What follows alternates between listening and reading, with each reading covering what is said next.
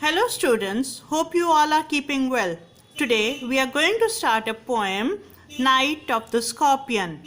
This poem has been written by Nazim Ezekiel. Nazim Ezekiel was an Indian poet, actor, playwright, editor and an art critic. He was a foundational figure in India's literary history. Night of the Scorpion is a 8-stanza poem.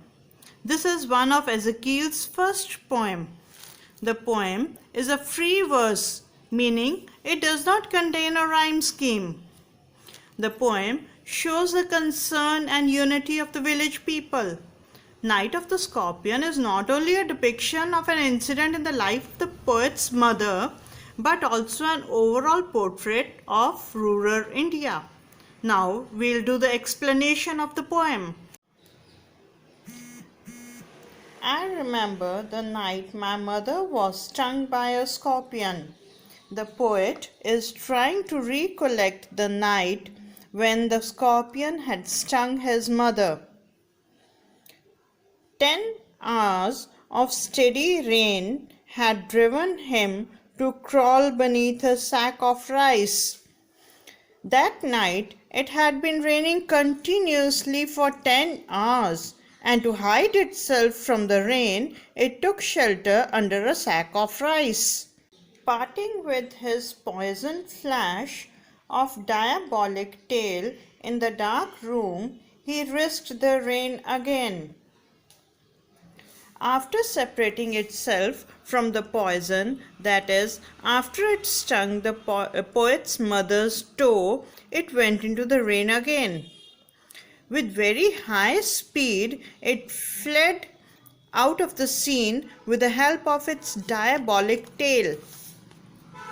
A diabolic tail can perform two functions, that is, it can sting as well as it can tell the direction to the scorpion. The peasants came like swarms of flies and buzzed the name of God 100 times to paralyze the evil one. Many groups of village people started coming to the poet's house as soon as they heard the terrible news. They sat around the poet's suffering mother and started praying to God to stop the movement of the scorpion. With candles and with lanterns throwing giant scorpion shadow on the mud-baked walls. The peasants tried to search the scorpion with candles and lanterns in their hands. The shadows of the candles were seen on the walls, which were made of mud. They searched for him. He was not found. All their efforts to find the scorpion went in vain. They clicked their tongues. The peasants were very disappointed for not finding the scorpion. With every movement that the scorpion made, his poison moved in mother's blood, they said. Then they started giving superstitious explanations that with every movement of the scorpion, the poison in the mother's body will also move in her blood. May he sit still, they said. So they preferred that the scorpion should sit quietly so as to reduce the sufferings of the mother. May the sins of her previous birth be burned away tonight, they said. They also believed that the mother's sufferings would cleanse some of her sins of a previous birth. May your sufferings decrease the misfortunes of your next birth, they said. Some believed that her sufferings would reduce her tragedy of her next birth. May the sum of evil balance in this unreal world against the sum of good become diminished by your pain. Some more believed that whatever bad had been done to her may balance in this imaginary world, and all the good may reduce her pain. May the poison purify your flesh of desire and your spirit of ambition. By the entire good, the pain would cease and the poison will make her body pure. This purity of the body was going to affect her desires and ambition of life. They said, and they sat around on the floor with my mother in the center. All the peasants were sitting on the floor around the poet's mother.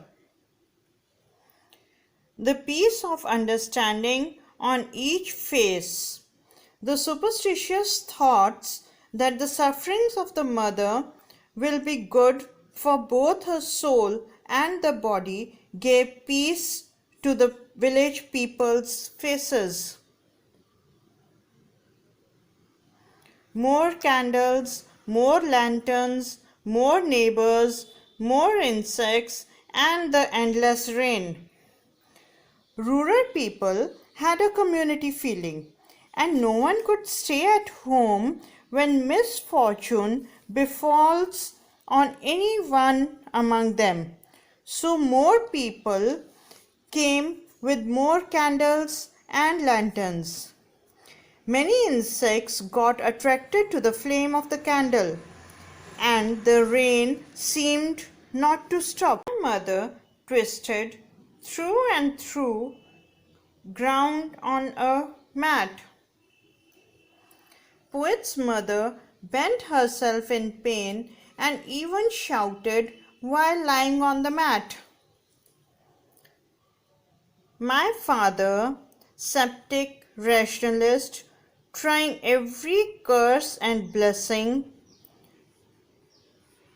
powder, mixture, herb, and he even poured a little paraffin upon the bitten toe and put a match on it.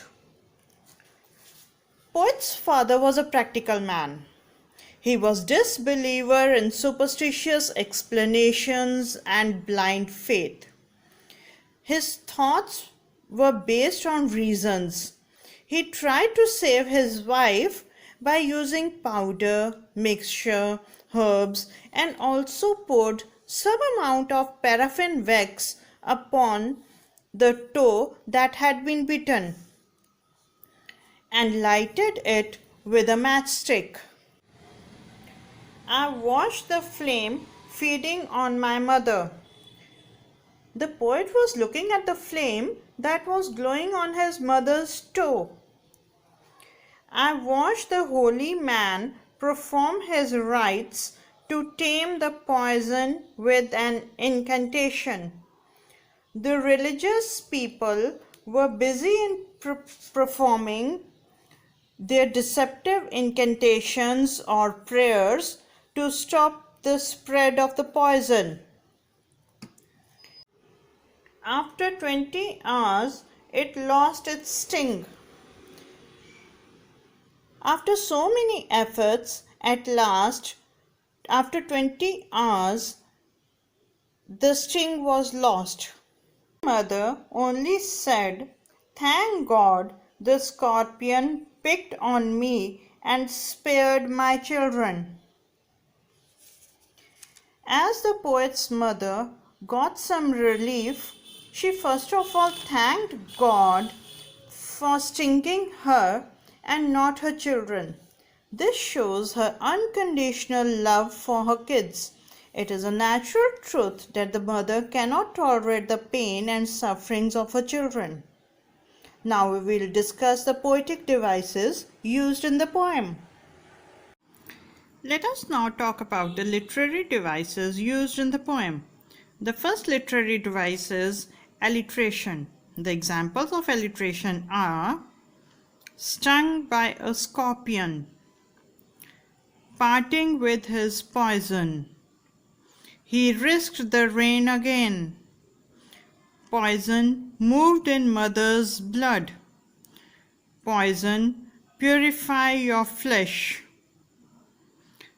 The next literary device is personification. Diabolic tale, risked the rain, flame feeding on my mother, tame the poison.